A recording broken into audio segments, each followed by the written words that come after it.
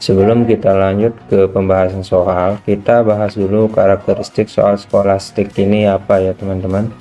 Nah, di sini tes potensi skolastik adalah tes yang mengukur kemampuan kognitif. Kemampuan kognitif sendiri mencakup penalaran umum dan kemampuan pemahaman. Nah, di mana terdiri dari 40 soal dan waktu yang diberikan yaitu 60 menit ya teman-teman, 60 menit. Nah, dan diambil 60% ya.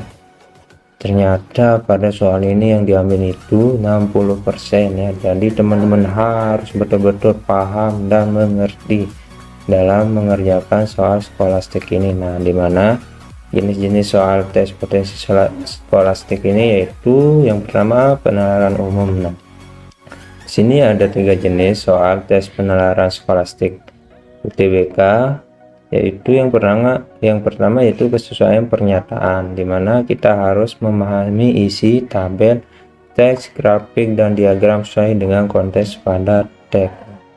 Dimana di sini juga ada simpulan logis, dimana kita harus membuat kesimpulan logis akan sesuai yang akan mungkin terjadi berdasarkan teks. Nah, yang ketiga yaitu penalaran analitik. Nah, di mana kita harus menganalisis dan menjawab soal berdasarkan pada data yang telah disediakan. Nah, yang selanjutnya yaitu pengetahuan kuantitatif. Nah, ada 4 jenis dalam pengetahuan kuantitatif ini.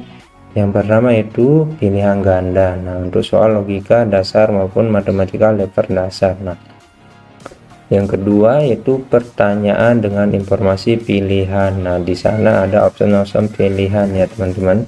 Yang ketiga yaitu pertanyaan dengan 2 informasi, dimana jika harus menganalisis informasi, analisis kecukupan data yang dibutuhkan untuk menjawab pertanyaan. Yang ketiga yaitu analisis perbandingan 2 nilai. Nah, berupa suatu informasi dengan 2 variabel, di mana kita harus menentukan hubungan antara kedua variabel tersebut. Nah, kita harus mencari nilai salah satu variabel berdasarkan variabel yang lain dan informasi yang diberikan. Nah, di sini itu pengetahuan dan pemahaman umum. Nah, yang selanjutnya itu memahami bacaan dan menulis. Nah, ada 2 topik untuk memahami bacaan dan menulis. Yang pertama yaitu pemahaman isi bacaan, di mana kemampuan kita untuk membaca dan memahami teks secara utuh diuji. Kedua, penalaran kebahasaan yang menguji pemahaman kita akan kaidah penulisan dalam bahasa Indonesia secara benar dan baik. Nah, gitu ya karakteristik soal dari tes potensi skolastik ini. Nah, selanjutnya kita ke soalnya, pembahasan soalnya ya. Oke, yang soal yang untuk nomor 1 di sini ada sebuah pos satpam biasanya diisi 2-3 personel secara bergantian oleh Pono, Supandi, Mursid, Daniel, dan Waluyo. Nah, tugas jaga ditentukan dengan ketentuan sebagai berikut. Nah, di sini ada setiap orang mendapat jatah 3 hari bertugas dan libur setiap Senin. Nah, berarti setiap orang mendapat jatah 3 hari bertugas dan libur setiap hari Senin. Nah, pada Selasa dan Jumat harus ada 3 personel. Nah, Pono bertugas selama 3 hari berturut-turut termasuk Jumat. Daniel tidak bertugas di hari Minggu. Hari tugas Supandi dan Mursid berselang-seling. Waluyo selalu bertugas bersama Supandi. Nah, di sini opsi pertanyaannya itu jika Mursid bertugas pada Rabu, manakah pernyataan yang tepat? Nah, kita lihat opsi jawabannya. Yang A, Pono bertugas dengan Waluyo pada hari Selasa. Yang B, Mursid bertugas pada hari Minggu dengan Daniel. Yang C, Waluyo bertugas dengan Supandi dan Daniel pada Rabu.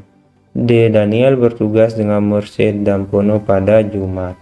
Yang E, Supandi bertugas bersama Pono dan Waluyo pada hari Kamis. Nah, kalau ada soal seperti ini, pembahasannya yaitu kita pertama-tama harus membuat tabel. Nah, seperti yang ini ya. Di sini ada tabel yang atasnya itu Selasa, Rabu, Kamis, Jumat, Sabtu sampai Minggu. Nah, ingat pada soal tersebut tidak ada yang berjaga di hari Senin. Nah, hari Senin mereka semua libur. Kita lihat di soal, kita kelompokkan mana yang berjaga hari Selasa, Rabu, Kamis, Jumat, Sabtu, dan Minggu. Dimana setelah dikelompokkan di sini, yang jaga yaitu pada hari Selasa itu Supandi, Waluyo, dan Daniel. Nah, pada hari Rabu ada Mursid, Daniel. Pada hari Kamis Supandi, Waluyo. Nah, untuk Jumat Mursid, Pono, Daniel. Untuk Sabtu Supandi, Waluyo, dan Pono. Nah, untuk Minggu Mursid dan Pono. Nah, jadi jawaban yang benar dari option jawaban ini yaitu yang D ya. Daniel bertugas dengan Mursid dan Pono pada hari Jumat. Nah, kayak gitu ya teman-teman. Jika menemukan soal seperti ini, jangan lupa untuk membuat tabel seperti ini agar mempermudah menjawab soal ya teman-teman. Oke, kita lanjut ke soal selanjutnya. Nah, di sini dalam pemilihan ketua kelas 4, perolehan suara Ahmad tidak kurang dari Joni dan tidak lebih dari Eka. Nah, perolehan suara Beta sama dengan Ahmad dan tidak lebih dari Eka. Nah, perolehan suara Dodi tidak lebih dari Beta dan kurang dari Joni. Siapakah yang terpilih sebagai ketua kelas? Nah, di sini kita benar-benar disuruh menganalisis dan berpikir menalar. Siapa yang menjadi ketua kelas? Nah, kita lihat opsi jawabannya yaitu di sini ada Ahmad, Joni, Eka, Dodi, dan Beta. Nah, oke, kita lihat pembahasannya. Nah, kalau teman-teman mendapat soal seperti ini, teman-teman harus menguraikannya satu persatu. Maksud saya untuk menguraikan persatu apa? Nah, ini pertama, di dalam soal ini ternyata Ahmad tidak kurang dari Joni, berarti Ahmad lebih besar dari Joni, dan tidak lebih dari Eka. Nah, tidak lebih dari Eka berarti suara Ahmad sama dengan Eka ya teman-teman. Nah, yang selanjutnya itu perolehan suara Beta sama dengan Ahmad. Nah, Ahmad sama dengan Beta dan tidak lebih dari Eka. Nah, tidak lebih dari Eka. Nah, berarti suara Eka ini sama dengan Ahmad dan sama dengan Beta ya. Nah, selanjutnya perolehan suara Dodi tidak lebih dari Beta. Tidak lebih dari Beta berarti suara Dodi lebih besar daripada Beta dan kurang dari Joni. Nah, dan kurang dari Joni berarti suara Joni lebih besar daripada suara Dodi dan suara Dodi sama dengan Beta. Nah, ingat kalau suara Dodi lebih kecil dari suara Joni berarti suara Ahmad lebih besar daripada suara Dodi dan suara Eka sama atau lebih besar dari suara Dodi. Nah, berarti yang menang atau yang memiliki suara terbanyak di sini yaitu yang Eka ya teman-teman. Nah, kita lihat kenapa urutannya seperti ini teman-teman. Eka lebih besar dari Ahmad atau sama dengan Beta atau lebih besar dari Joni, lebih besar dari Dodi. Nah, kayak gitu ya teman-teman harus uraikan satu persatu ya. Kita lanjut ke soal yang nomor 3 ya. Jawabannya yang benar di sini yang C ya, yang Eka di sini. Nah, di sini ada 5 orang pedagang bakso menghitung hasil penjualan dalam satu hari. Nah, pedagang 3 lebih banyak menjual dari pedagang 4 tetapi tidak melebihi pedagang 1, berarti pedagang 1 lebih banyak hasil menjualnya daripada pedagang 3 dan 4. Nah, penjual pedagang 2 sama dengan pedagang 4 dan tidak melebihi pedagang 3, berarti penjual pedagang 2 itu lebih banyak pendapatannya daripada pedagang 3. Nah, di sini soalnya itu pedagang mana yang hasil penjualnya terbanyak. Nah, kita lihat yang A pedagang 1, yang B pedagang 2, yang C pedagang 3, yang D pedagang 4, yang E pedagang 2 dan 4. Kita lihat pembahasannya. Di sini di soal ini, nah kita lihat 5 orang pedagang bakso menghitung hasil penjualan dalam satu hari. Nah, pedagang 3 lebih banyak menjual daripada pedagang 4 tetapi tidak melebihi pedagang 1, berarti pedagang 1 lebih banyak hasil penjualannya dari pedagang 3 dan pedagang 4. Kenapa? Karena konteksnya di sini tetapi tidak melebihi pedagang 2. Yang satu pedagang 3 dan pedagang 4. Nah, itu ya teman-teman, paham kan? Nah, selanjutnya penjual pedagang 2 sama dengan pedagang 4. Berarti hasil pedagang 2 sama dengan pedagang 4 ya. Ya teman-teman, oke, kita pedagang 2 yang ini sama dengan pedagang yang 4, berarti 2 sama dengan 4. Nah itu ya, dan tidak melebihi pedagang 3 dan tidak melebihi pedagang 3, berarti pedagang 3 lebih besar dari yang 2 ini ya, gitu ya teman-teman. Kenapa? Karena di sini konteksnya pedagang 2 sama dengan pedagang 4 dan tidak melebihi pedagang 3, berarti otomatis di sini pedagang 3 lebih besar ya, kayak gitu ya teman-teman, daripada pedagang 4. Nah seperti ini, konteksnya seperti ini ya, urutannya seperti ini. Jadi urutannya itu pedagang 1, pedagang 3, pedagang 2 dan pedagang 4. Nah, jawaban yang benar di sini yang A ya, jawaban yang benar yang A ya. Oke, kita lanjut. Oke. Nah, di sini. Nah, ini seperti konteks penjelasan soal yang tadi ya, disajikan sebuah pernyataan-pernyataan atau artikel seperti ini ya, kita disuruh untuk menganalisis apakah yang benar fakta dari sebuah artikel yang kita baca. Nah di sini yang soal nomor 4 yaitu, nah di sini virus corona telah menjangkit lebih dari 1,2 juta jiwa dan membunuh lebih dari 70.000 orang. Pertama kali ditemukan di Wuhan, Tiongkok pada akhir 2019 lalu. Nah, virus corona kini telah menyebar ke 208 negara. Wah, ngeri ya, 280 negara. Nah, untuk mencegah penularan COVID-19, berbagai negara kemudian memberlakukan karantina dalam berbagai wujud dan tingkatan. Di Asia Pasifik, negara-negara seperti Tiongkok, India, Singapura, Taiwan, Vietnam, Selandia Baru, dan Australia melarang kedatangan warga asing. Negara-negara Eropa pun melakukan lockdown untuk melindungi warga mereka. Berikut datanya. Nah, kebijakan suatu mengunci perbatasan bagi penumpang umumnya diambil hanya dengan mempertimbangkan kepentingan dalam negeri. Nah, tanpa koordinasi dengan negara tetangga, tanpa koordinasi antar negara untuk memutuskan kapan pembatasan itu berakhir. Nah, dampak ekonomi dari virus ini akan berlangsung cukup lama, kata Julian Chessy, Profesor Hubungan Internasional di City University of Hong Kong, dikutip dari Nikkei. Nah, selanjutnya di sini maskapai nasional Jerman Lufthansa pun melaporkan pemangkasan 50% rute seperti Cathay Pacific. Lufthansa berupaya menghindari pemutusan hubungan kerja atau PHK dengan kebijakan cuti tanpa gaji.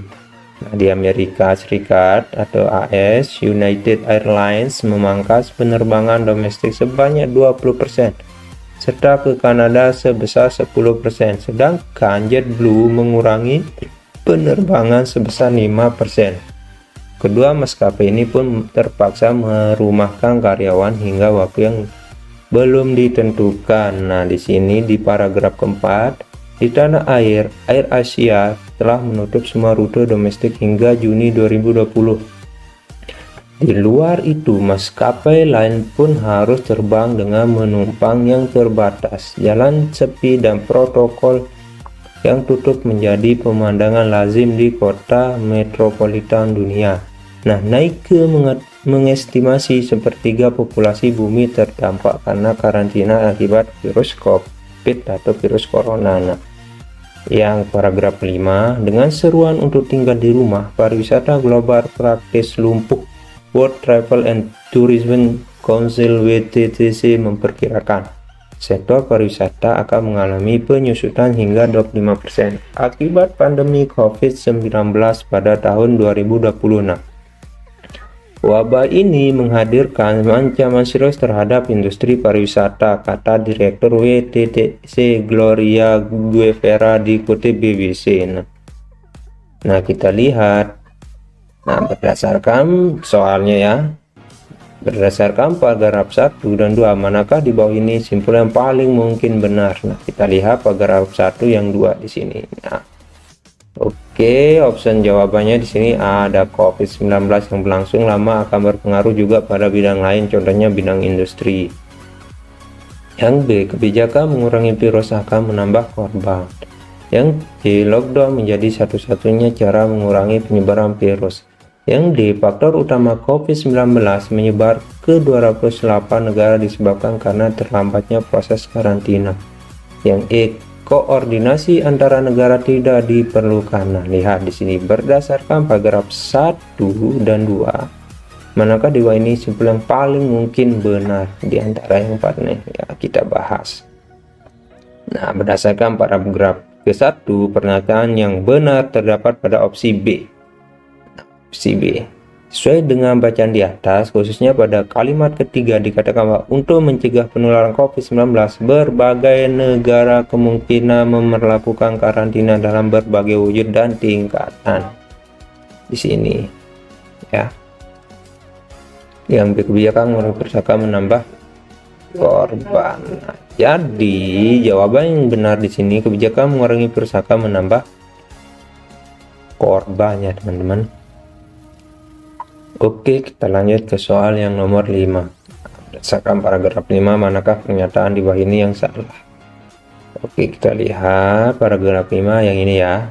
Nah, opsi jawabannya di sini ada kelumpuhan pariwisata global, yang B penyusutan sektor pariwisata, yang C pekerja di sektor tourism akan kehilangan pekerjaan, yang D COVID-19 jadi ancaman serius hanya bagi sektor industri pariwisata, yang E seruan kepada masyarakat global untuk tinggal di rumah. Nah, paragraf 5 ini yaitu dengan seruan untuk tinggal di rumah, pariwisata global praktis lumpuh. World Travel and Tourism Council (WTC) memperkirakan sektor pariwisata akan mengalami penyusutan hingga 25% akibat pandemi COVID-19 pada tahun 2026. Wabah ini menghadirkan ancaman serius terhadap industri pariwisata, kata Direktur WTTC Gloria Guevara dikutip BBC. Berdasarkan paragraf manakah pernyataan di bawah ini yang salah? Ya. Kita lihat pembahasannya.